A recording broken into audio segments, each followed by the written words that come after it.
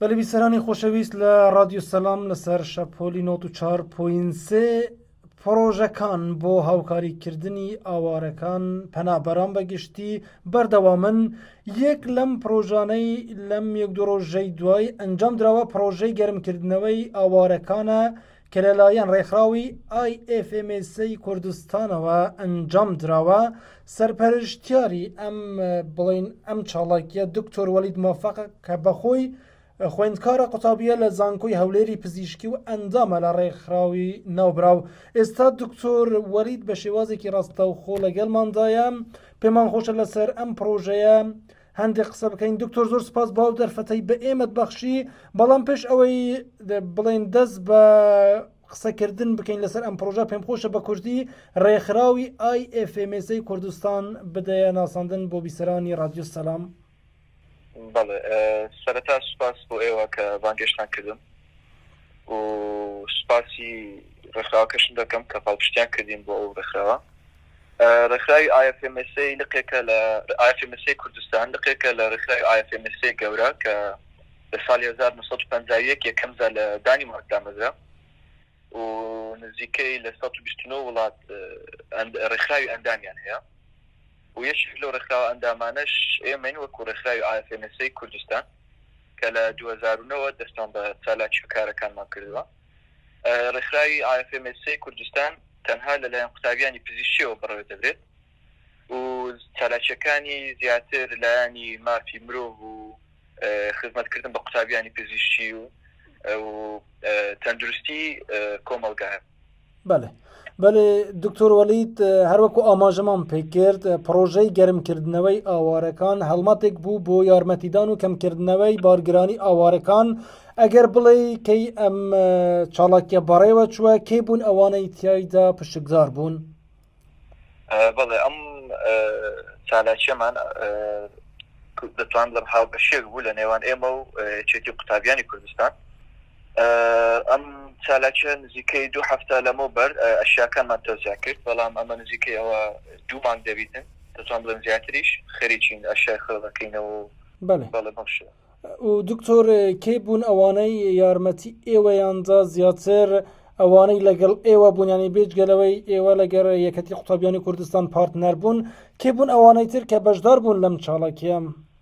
بەڵێ سەرەتا حەز دەکەم وەکو لە سەرەتا باسی ئەوکە بکەم پرۆژەکە بکەم و بەڵێ پرۆژەکە ئێمە یەکەم جار تەلەفۆنمان لەگەڵ چەند کەمپێکی کرد کە وەکو ڕێکەوتنەی سەرەتایی کەمە بەتەماین ئەم چالاکیان ئەنجام بدەین و بین وەلاتە، بەڵام ئەوان لەبەر وەزعی کۆڕۆنا ئەوشتانە گوتیان ئەمە ناتوانین گشتی وەرگین چونکە ئێمە پرۆژەکەمان لەسەر جلوبەرگە زیاتر چونکە لەسەر ناوەکەشی هەڵک و باسمان کرد وەرم دەرەفیجیست بۆ گەرمکردنەوەی ئاوارەکانە.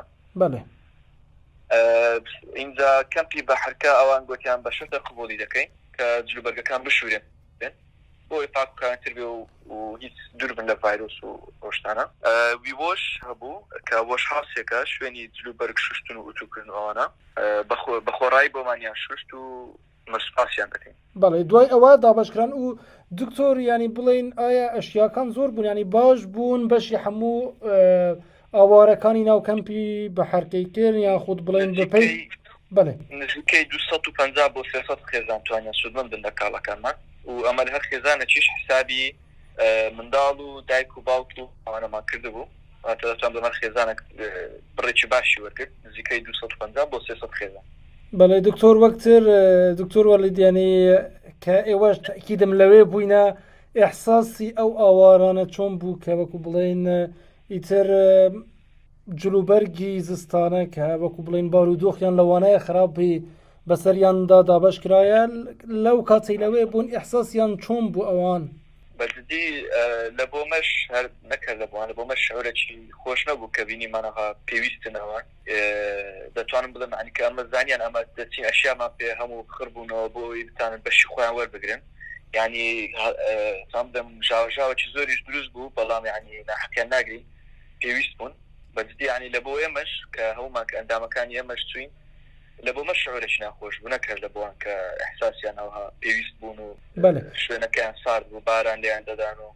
دکتۆر وەلید وەکتر ئەم پرۆژەی دەستان پێکردیە ئایا لە داهاتوو کامپیوتریش دەگرتەوە یاخود ئیتر تەواو نا ئێمە ڕێکخراوی ئاگرمە سێرۆک باسم کرد یەکێک لە بەشەکانمان ئەوەیە کە لەسەر مافی مرۆڤە و ئێمە چالاکیەکی ساڵانەمان هەیە کە ئەو چالاکیە بێن وەرم دەرفیجی چالاکیەکی ساڵانەیە کە دەکرێت و دوور لەوەش ئەمە پلانمان هەیە کە لە داهاتوودا ئەمجارە وەکو قوتابیانی پزیشکی بە ئەرکی پزیشکی خۆمان هەستی کە بچین بۆ ئەو کەسانی کە پێویستن و هەم کامپەکان و هەم دەرەوەی کامپەکان کە پێویستن شکنینی خۆڕایی و ئەنی چالاکی لەو جۆرانەمان دەبێت. بەێ دکتۆر وەلید موفق بەڕێوەبەر یان بڵین سەرپەرشتیاری پرۆژەی گەرمکردنەوەی ئاوارەکان کە ئەم چاڵاکیە لەلایەن ڕێکخراوی IFMSA کوردستان بڵین بە هاوبەشی لەگەڵ یەکەتی قوتابیانی کوردستان ئەنجام درراوە. زۆر سپاس بۆ ئەم زانیاریە گرنگانە بۆم دەرفەتە. سپاس بۆ ئێوەش کە بە خەڵکمان دەناسێنن زیاتر و هیوادارم بەردەوام بن چونکە ئەوە پاڵنەرێکی زۆر گەورەیە لە بۆمە و دووبارە دەستان خۆش بێت.